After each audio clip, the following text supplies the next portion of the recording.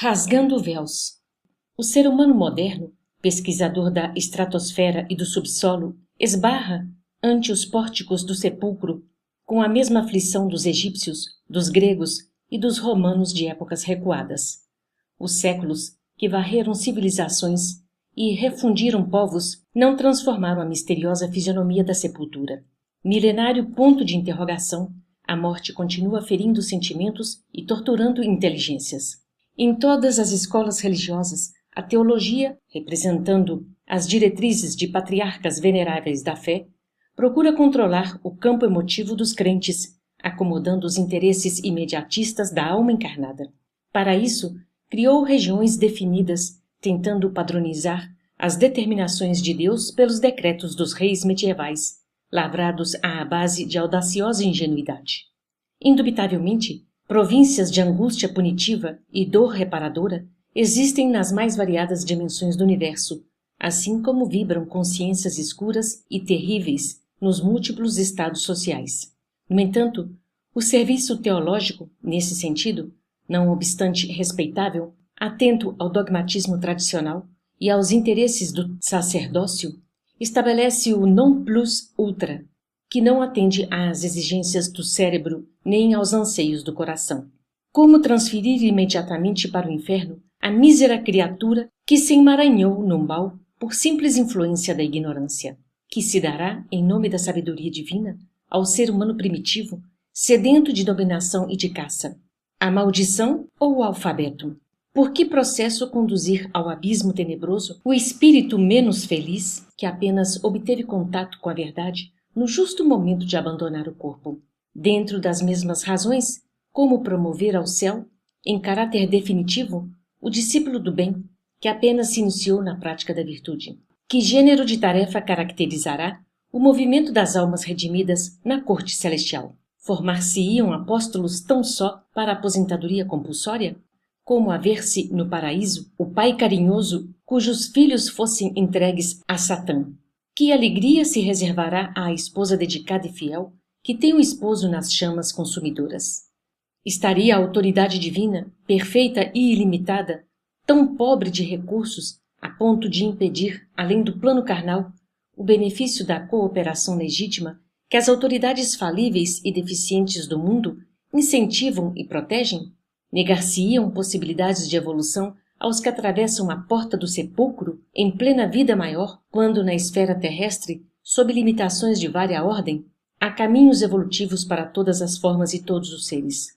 A palavra trabalho seria desconhecida nos céus, quando a natureza terrena reparte missões claras de serviço com todas as criaturas da crosta planetária, desde o verme até o ser humano?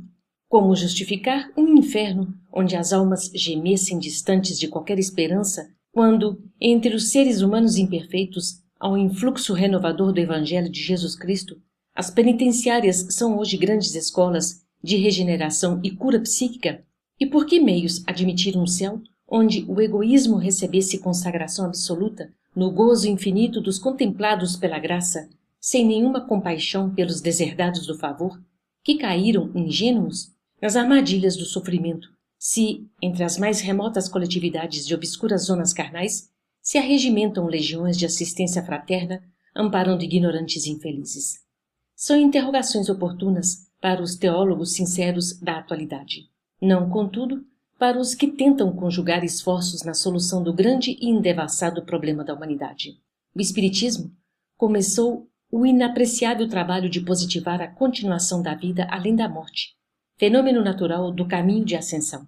Esferas múltiplas de atividade espiritual interpenetram-se nos diversos setores da existência. A morte não extingue a colaboração amiga, o amparo mútuo, a intercessão confortadora, o serviço evolutivo. As dimensões vibratórias do universo são infinitas, como infinitos são os mundos que povoam a imensidade. Ninguém morre, o aperfeiçoamento prossegue em toda parte. A vida renova, purifica e eleva os quadros múltiplos de seus servidores, conduzindo-os vitoriosa e bela à união suprema com a divindade.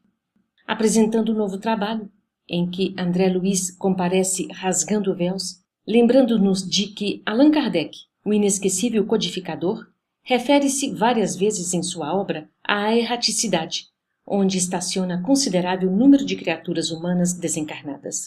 Acresce notar, todavia, que transferir-se alguém da esfera carnal para a erraticidade não significa ausentar-se da iniciativa ou da responsabilidade, nem vaguear em turbilhão aéreo, sem diretivas essenciais.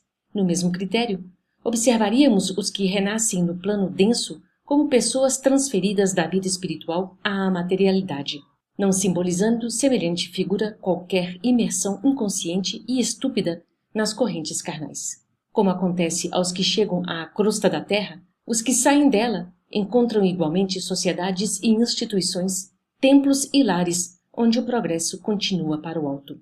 No limiar deste livro, portanto, cumpre-nos declarar que André Luiz procurou fornecer algumas notícias das zonas de erraticidade que envolvem a crosta no mundo, em todas as direções, comentando os quadros emocionais que se transportam do ambiente obscuro para as esferas imediatas às cogitações e paixões humanas. Mais uma vez, esclarece que a morte é campo de sequência, sem ser fonte milagreira, que aqui ou além, o ser humano é fruto de si mesmo e que as leis divinas são eternas organizações de justiça e ordem, equilíbrio e evolução. Naturalmente, a estranheza visitará os companheiros menos avisados e o sorriso irônico surgirá, sem dúvida, na boca quase sempre brilhante dos impenitentes incorrigíveis. Não importa, porém. Jesus, que é o Cristo de Deus, recebeu manifestações de sarcasmo da ignorância e da leviandade. Por que motivo nós outros, simples cooperadores de outro mundo, teríamos de ser intangíveis? Prossigamos, pois, no serviço da verdade e do bem, cheios de otimismo e bom ânimo, a caminho de Jesus, com Jesus. Pedro Leopoldo, 25 de março de 1946, Emmanuel.